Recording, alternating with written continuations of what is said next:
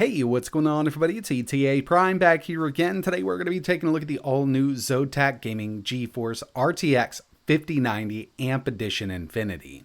Obviously, the 5090 is Nvidia's hero card. It's the top of the line, it's what everybody wants to get their hands on, and I'm really excited about the trickle-down effect with this. I mean, going down to the 5070, that's one that I'm really excited about.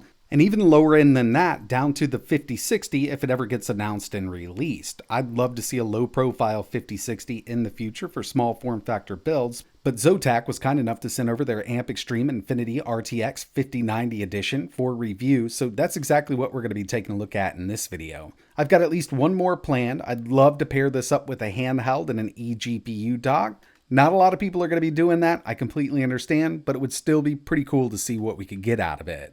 I did take a look at this at CES, and personally I think it's one of the best looking cards on the market. I love the color schemes that ZOTAC has been coming up with. They've got that gray with the metal accents, be it gold, brass, or even silver. And as you can see with the Amp Infinity Edition, that's exactly what they went with. This card is also utilizing ZOTAC's new iStorm 3.0 advanced cooling system along with their Blade Link fans. As you can see, we've got a triple fan design here.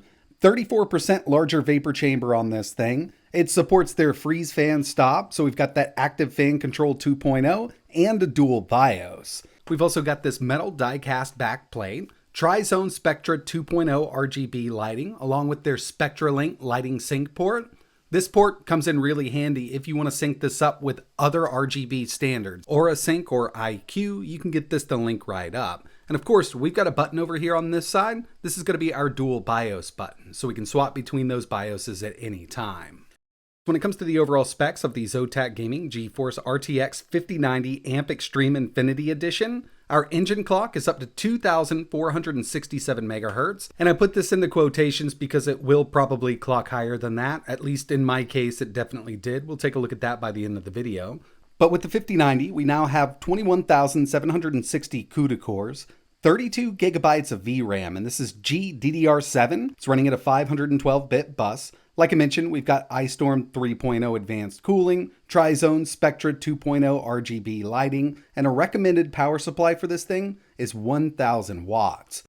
Total board power is 575 watts for the RTX 5090. Now that's total board power, not total graphics power. I've been running some tests just to see what this thing can pull under 100% load, but we need to put this inside of a rig to get this up and running because we can't just set this on the desk and play games on it.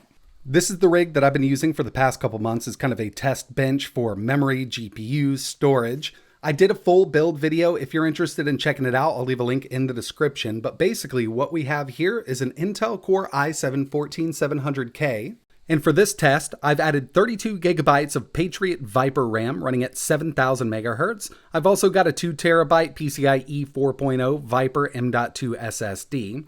And I've upgraded the power supply here from an 850 to a 1,000 watt Cooler Master. Been running for a little while now. Everything's been working great. Got all my drivers installed, and I'm running Windows 11 Pro. First thing I wanted to show you here was total graphics power, and this is without an overclock. We're going to be running this at the stock clocks from ZOTAC. I've got Afterburner up in the top left-hand corner, and as soon as we put a 100% load on this RTX 5090 using Furmark, you can see the TGP jump up to 450 watts. And it's kind of an extreme test, but to tell you the truth, I mean, if you're going to be using this at 4K with AAA games maxed out, ray tracing at ultra, you're probably going to see this card pull anywhere from 350 watts to 480 watts while gaming at 4K maxed out ray tracing on. Another thing I wanted to show you before we get into testing is their new FireStorm application, and I really do like the look of it. We can control each individual fan on this RTX 5090. We've also got that RGB sync that we can turn on and off, or we can control their Spectra RGB directly from here if you don't want to sync it up with the rest of the system. But yeah, this does look good. And if you wanted to do some overclocking, you could definitely use their new FireStorm application, or you could go with a different one. It's really up to you. First thing I wanted to take a look at were some GPU benchmarks, and I wanted to check out this OpenCL score. So here we have Geekbench 6. This was my first run. We don't have an overclock going on. 390,982. And just to kind of give you an idea, they already have that RTX 5090 listed at 368,000. But when we compare this to, let's say, the GeForce RTX 4090, that one over there is coming in at 317,000. It doesn't seem like a tremendous jump yet, but this is only an OpenCL test, so now let's move over to 3D Mark. We've got Steel Nomad coming in with a total score on this system of 12,156. By far, highest score that I've been able to test on any machine that I've built so far, and it did 121.56 FPS. For reference, my main rig with an i9 13900K and an RTX 4090 right now scores a 9,365, and we're seeing 93.65 FPS. I also ran Time Spy. Total score here, 36,190, and our graphics score is 45,067. Again, my main rig coming in with a score of 32,328, and the graphics score over there with the 4090 is 37,325. So yeah, even in these synthetics, we've got a nice little bump in GPU performance, but these are synthetics, and now it's time to move over to some real world gaming. And we're going to jump right in here with Cyberpunk 2077 4K Ultra no DLSS. With every other game you're going to see in this video, I'm not going to use DLSS or frame gen, but with Cyberpunk, there are a few different configurations I want to test, and I'm pretty sure going to Ray Tracing Overdrive will need some DLSS. But right now, we're going to go to that Ultra preset, make sure we don't have any scaling. So we're at a true 4K, no extras, Ultra preset here, and we're seeing an average of 107 FPS, and it does look absolutely amazing. So yeah, true 4K resolution here on the RTX 5090. And yeah, I was expecting this kind of performance out of a card at this price point. But I know there's a lot of people out there that do love ray tracing. Personally, I can live without it. Now, there's no doubt that, especially in an area like this in this game, ray tracing would look great. So we're actually going to go in here and take it up to Ray Tracing Overdrive. Once we do this, it automatically takes DLSS to auto, and it's going to be using the new DLSS transformer model. So we've got DLSS 4 here set to auto, Ray Tracing Overdrive. And again, like I mentioned, we're going to leave frame generation off for now just to see what it'll do.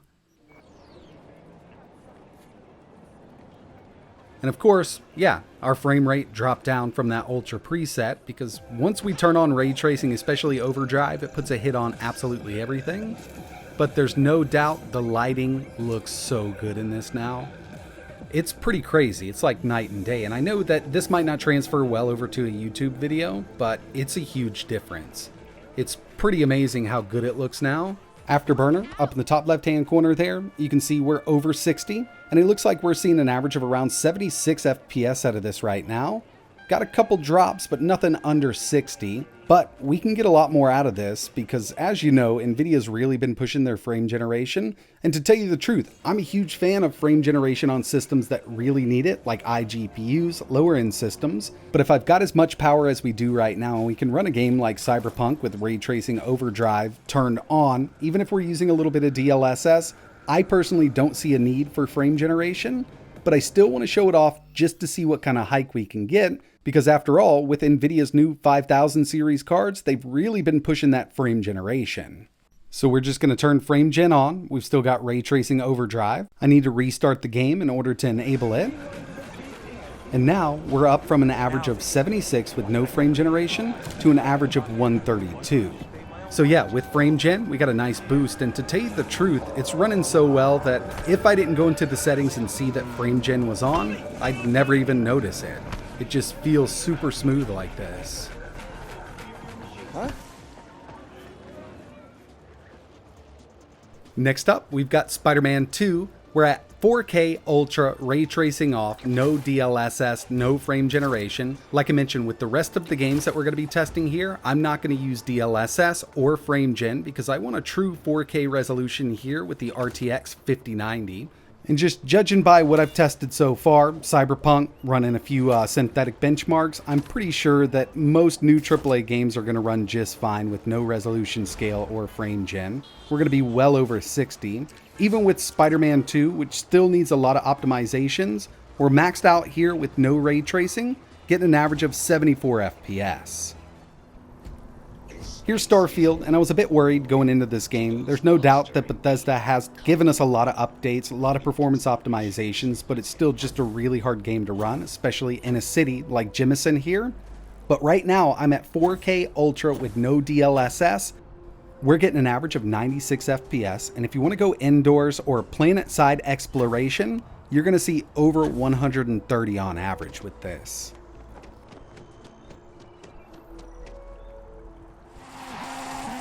Okay, so you knew it was coming. Forza Horizon 5, favorite arcade racer of all time.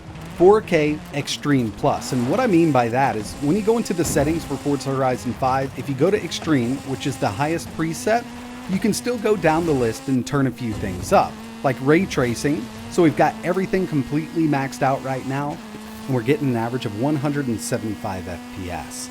Is it overkill for a game like this? Yeah. Do I think I could run this at 8K? Not at Extreme, but I'm pretty sure at Ultra, if I had an 8K monitor or an 8K TV, I'd be able to get over 60 with it on the RTX 5090. Red Dead 2. I usually test this on low-end systems. I do a lot of iGPU testing over here on the channel, and most of the time I've got this at low, medium, 1080p, maybe even 900p, depending on what kind of system I'm running it on. But every time I get a chance to max this out at 4K on a higher-end system, it always amazes me. This is such a good-looking game. I've got the settings bar all the way over to the right-hand side. No DLSS. We're getting an average over 150 FPS.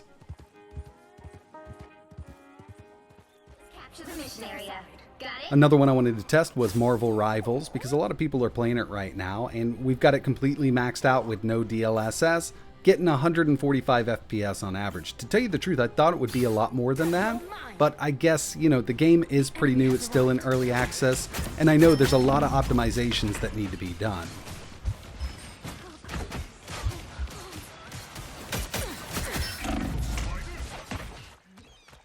And the final game we have here is God of War Ragnarok. I wasn't sure what to expect with this. I know we've got a high-end system. This game is actually one of my favorite ports they've ever ported over to PC from PlayStation.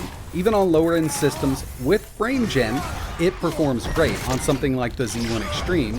But we don't want to use frame gen, we don't want to use any scaling, and right now we're at 4K Ultra, seeing an average of 141 FPS. And if you really wanted to, adding some frame gen or DLSS, you can actually take this up over 190 FPS on average at 4K.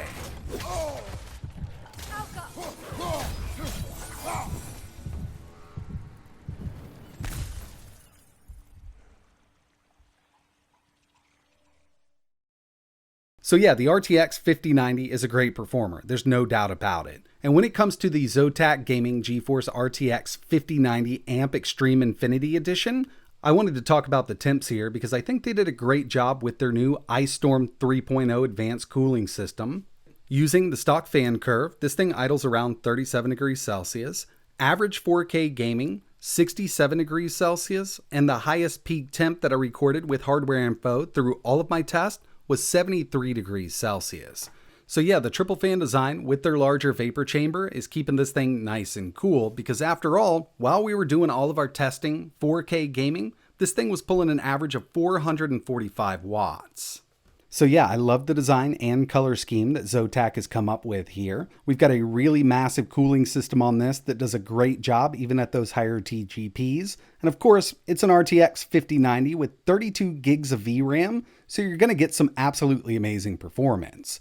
Again, I've got a couple more videos coming up. I want to do a small form factor build with this. Plus, I'd love to attach this to a handheld gaming PC and just see what we can get over USB 4, Thunderbolt 4, or even Oculink. So if you're interested in seeing a video like that, make sure you hit that like button and think about subscribing so you don't miss the next one. But if you're interested in learning a little more about the ZOTAC Amp Extreme Infinity GeForce RTX 5090 GPU, I'll leave links in the description. If there's anything else you want to see tested with this card, let me know in the comments. And like always, thanks for watching.